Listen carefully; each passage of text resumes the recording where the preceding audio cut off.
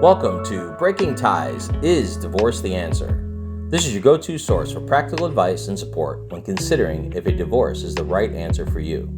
Join us each weekday for a quick chat where we'll uncover a variety of topics such as child custody, property division, and self-care. Together, we'll explore the emotional, financial, and legal aspects of divorce and help you find the best path forward for you and your family. Here is your host and Certified Divorce Financial Analyst professional, Mike Fulkerson.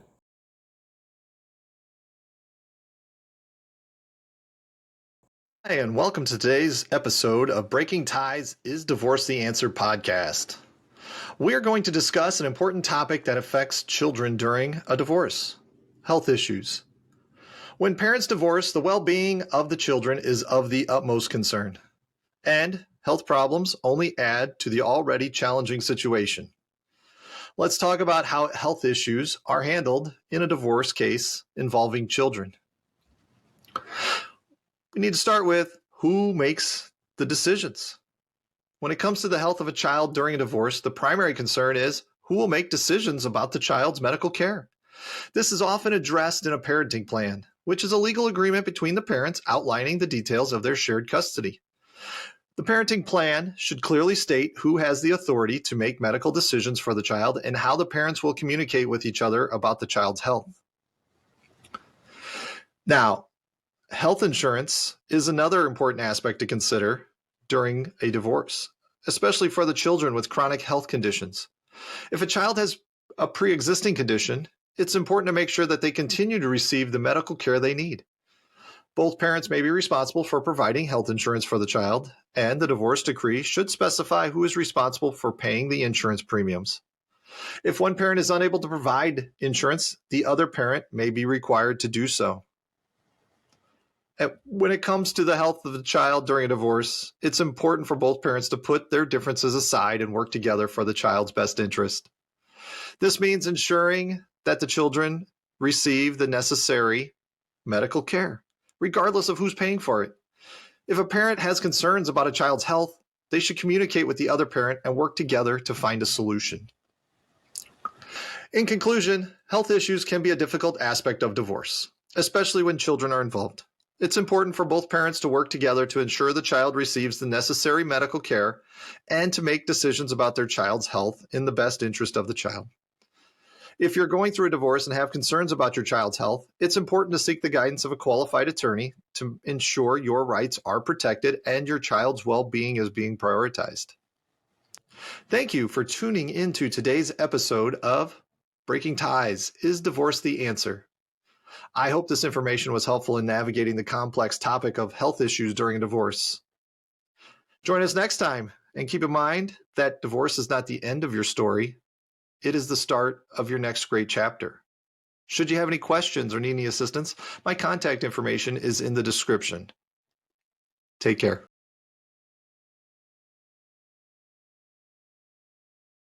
Welcome to today's episode of Breaking Ties, Is Divorce the Answer podcast, where we explore different aspects of divorce and how it affects individuals and families.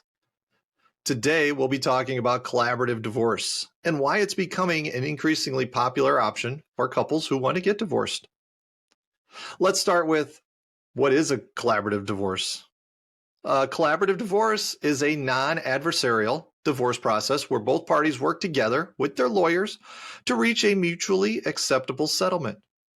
The goal is to resolve disputes in a respectful and cooperative manner without going to court.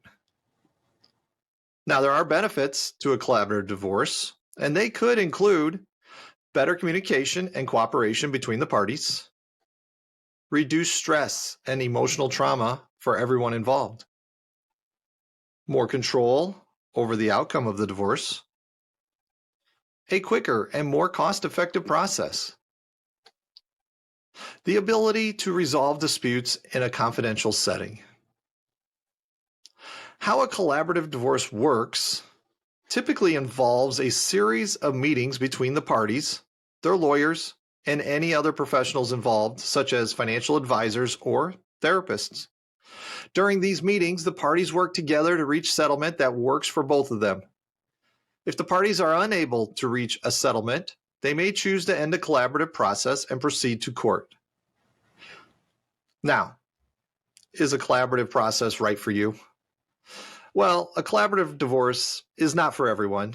Some factors to consider when deciding whether a collaborative divorce is right for you include whether you and your spouse are able to communicate and work together, whether you have a shared goal of resolving the divorce in a respectful and cooperative manner, whether you're willing to be open and honest with each other and work towards a mutually acceptable settlement. This concludes our episode of Breaking Ties, Is Divorce the Answer for today. If you're considering a divorce, it's important to explore all your options and choose the one that's right for you. If you're interested in a collaborative divorce, consider reaching out to a collaborative divorce lawyer to see if it is the right option. Remember, divorce is not the end of your story. It is the start of your next great chapter. Should you have any questions, feel free to reach out to me. My contact information is in the description. Thanks for listening.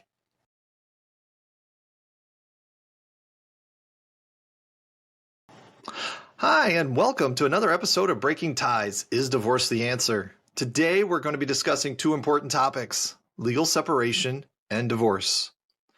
And while nobody anticipates getting a divorce, it's good to understand what your options are during the divorce process.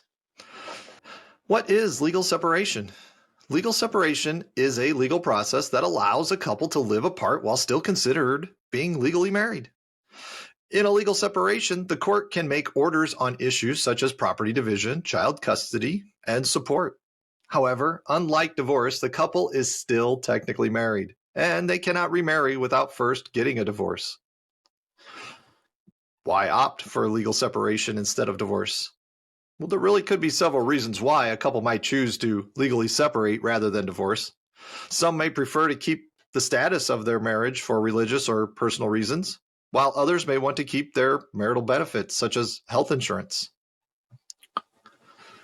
So then, what is divorce? Divorce, on the other hand, is the legal termination of a marriage. It dissolves the legal bond of matrimony, and the parties are free to remarry. In divorce, the court can also make orders on such issues as property division, child custody, and support. To obtain a legal separation, you must file a petition with the court and have it served on your spouse. Then the court will hold a hearing to determine the terms of the separation. To obtain a divorce, you must file a petition in the court and have it served on your spouse. After that, the court will hold a hearing to finalize the divorce and make orders on any outstanding issues.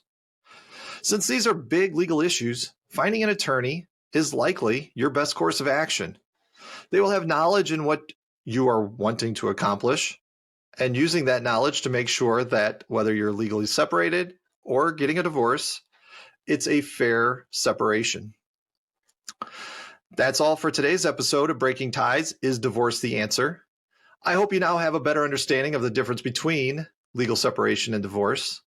If you have any questions, my contact information is in the description. Feel free to reach out. And as always, divorce is not the end of your story. It is the start of your next great chapter. Take care.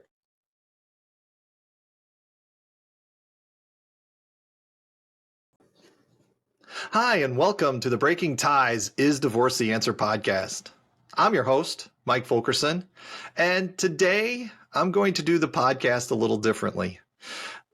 I'm really going to just talk from my standpoint of being thankful for the Thanksgiving holiday. I'm going to put this podcast out on Thanksgiving, and whether you celebrate Thanksgiving or not, I don't think matters. Being thankful and feeling thankful should encompass everybody. And we have the usual. I mean, like, I'm thankful for my kids, thankful that they're healthy, thankful that my girlfriend and her kids are healthy. But as you're considering divorce, it's hard sometimes to be and feel thankful. You're often reflecting on the uncertainty of what could happen in the future if you go through with the divorce. Some would say, be thankful that there is a divorce process, because if you are in a bad situation or unhappy in your marriage, there's a way out. Is it easy? No, it's not easy. I don't advocate it getting a divorce at all if you don't have to, because it is a very difficult process. Now, it can be as short or as long as you need, and there is a light at the end of the tunnel. And at the end of the tunnel, you'll get a chance to rebuild and self-discover who you are again. So it's not that you're stuck. You do have options available to you. Thanksgiving is a good time to also reconnect with friends and family. Those will be supporting you as you go through the process, even if they don't know currently. But once you make it known on your intention, you're going to want to have them in your corner, and you're going to want to lean on them, because they're going to be the ones to help you get through some very difficult and challenging times. Some would even say, your divorce attorney you should be thankful for. I am. My divorce attorney I met him beforehand as a business function kind of thing, and we became friends. So he's a good guy, and he does a good job. But, some people find it strange that you can be friends with your divorce attorney. Now, when he calls, I get a little worried if he just calls to check in. It's like, oh, what's going on now? But all in all, it's actually quite healthy. As the Thanksgiving and the holidays roll on, do some self-reflecting. Take some time for yourself. Look at what you want to have happen. Perhaps therapy is an option that you can take. I want to thank you for joining me on this unique Breaking Ties Is Divorce the Answer? If you have questions, my contact information is in the description. I generally mean it when I say feel free to call. I'll do the best I can to help you. Remember that divorce is not the end of your story. It is the start of your next great chapter, should you decide to go through with the process. Take care of yourself.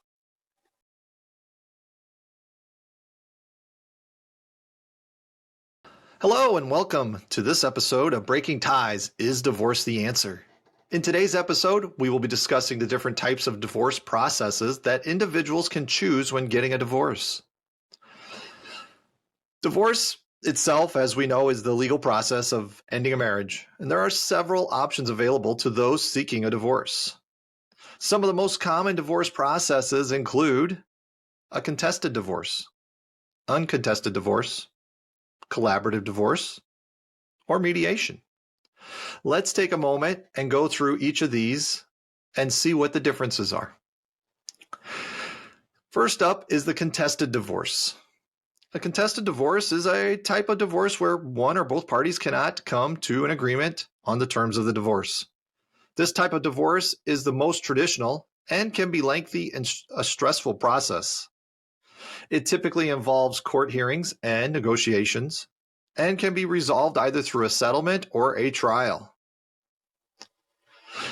On to the uncontested divorce. The uncontested divorce, on the other hand, is a type of divorce where both parties agree on the terms of the divorce, including property division, spousal support, and child custody. This type of divorce is usually much quicker and less expensive than a contested divorce, and often involves a simple filing with the court.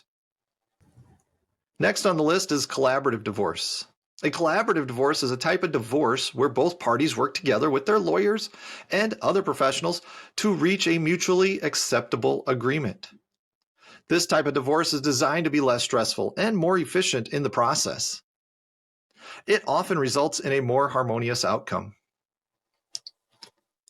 Lastly, we have mediation. Mediation is another type of divorce process that involves both parties working with a neutral third-party mediator to reach an agreement. The mediator helps both parties communicate effectively and find common ground on the terms of the divorce. This type of divorce is often less stressful and less expensive than a contested divorce.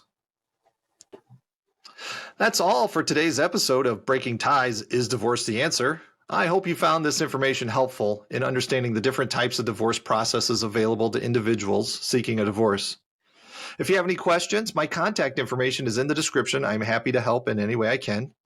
Remember that divorce is not the end of your story. It is the start of your next great chapter. Have yourself a good day. We want to thank you for listening to this episode of Breaking Ties Is Divorce the Answer with Mike Fulkerson. For questions, please reach out to Mike via email in the description or give them a shout at 630-444-1410. And remember to subscribe, like, and follow.